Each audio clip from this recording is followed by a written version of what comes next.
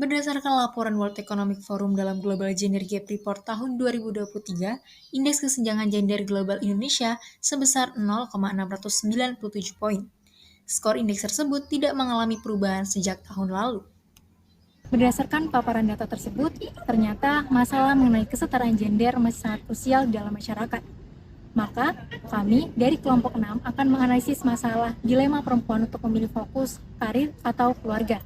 Dengan anggota saya sendiri, Ajeng Rahayu dengan NPM 21160210095, Desmiran Elizabeth Sihotang dengan NPM 22160210089. Saya Suci Frezena, NPM 22160210085. Saya Kiki Fernanda dengan NPM 2216021067. Saya Rifki Nugraha dengan NPM 2216021083. Muhammad Gazial Gifari dengan NPM 2216021081.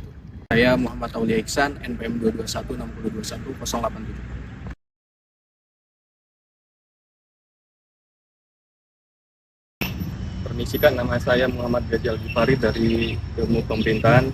Izin wawancara kakak.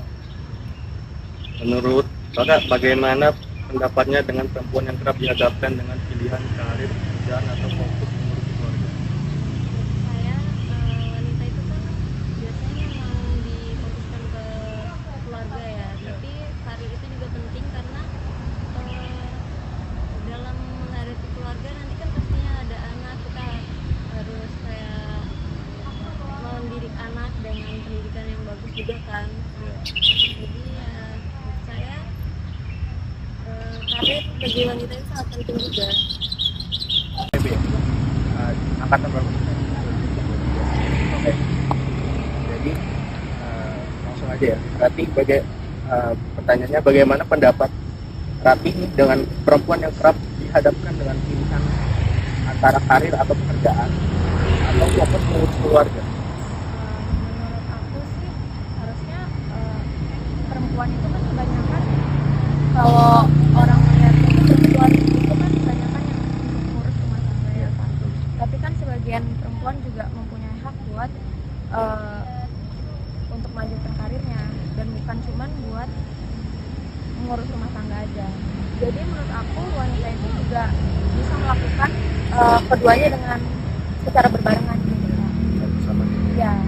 Dan semua wanita itu juga menurut aku semuanya setara lah sama laki-laki, dan mereka bisa melakukan kedua pekerjaan itu sama juga sama laki-laki. Jadi kesetaraan ya. Ya. Bapak Ibu, kami dari mahasiswa Universitas angkatan 2022, isinya coba gender politik yang mewawancarai Ibu. Yang Ibu siapa ini? Pertanyaannya, bagaimana pendapat Ibu dengan perempuan yang kerap dihadapkan dengan karir, pekerjaan, atau fokus mengurus keluarga? Dan kondisi kalau rumah tangga itu suami bisa menghandle semuanya, sebaiknya ibu harus di rumah ngurusin keluarga. Nah, ada itu kalau ada ibu-ibu yang memang punya karir, karena dia kuliah kadang-kadang memang punya karir yang bagus. Menurut ibu sih ya, selagi dia bisa membagi waktu untuk keluarga, karir, ya nggak ada salahnya. Fokus pekerjaan, karir. Pada dasarnya itu keluarga itu pasti penting. Kalau kayak ibu ini ya karena kondisi sih, kondisi ya tidak mencukupi, jadi harus berjuang lah membantu keluarga. Terima kasih Bu ya. Perkenalkan Bu, saya Suci Frezena dari Ilmu Pemerintahan jurusan Pemerintahan. Jadi ini dengan Ibu siapa? Ibu Suwasmi. Oh iya, Ibu Suwasmi. Jadi mau nanya Ibu, gimana pendapat Ibu mengenai pendapat yang perempuan itu dihadapkan dengan pilihan antara karir atau mengurus keluarga? Ibu sendiri gimana? Kalau menurut ibu, selagi dia mampu,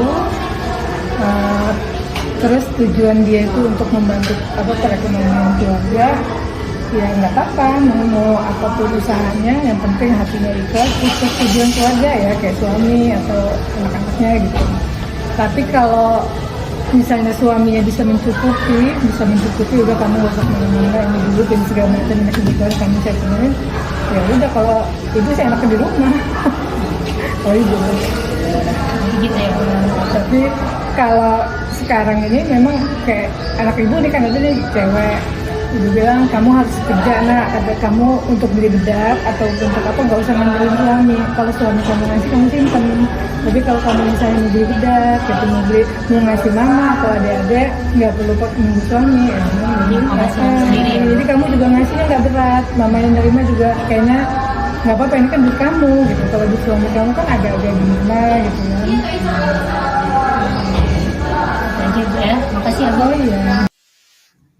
Berdasar wawancara tersebut didapati bahwa perempuan berhak atas pilihannya sendiri dan setara dengan laki-laki untuk menentukan masa depannya. Oleh karena itu, kami akan menganalisis masalah tersebut mulai dari peran gender, teori yang relevan hingga solusi. Peran gender adalah peran yang dilakukan oleh laki-laki dan perempuan sesuai dengan status, lingkungan, dan budaya serta struktur sosialnya. Peran gender dibagi menjadi 3, yakni peran produksi, peran reproduksi, dan peran sosial. Peran gender bersifat dinamis dan dapat berubah seiring berjalannya waktu. Perempuan kerap dihadapkan pada kebingungan atau dilema untuk memilih fokus terhadap karir atau keluarga. Padahal perempuan memiliki hak untuk memilih salah satu atau bahkan menjalankan keduanya. Dilema inilah yang tidak dirasakan oleh laki-laki secara signifikan, yang merupakan bentuk subordinasi perempuan pada sistem patriarki. Dalam teori feminisme liberal, ternyata fenomena tersebut sangat berkaitan erat, sebab feminisme liberal menekankan perjuangan kepada pemenuhan hak perempuan pada sektor publik dalam mengatasi budaya patriarki.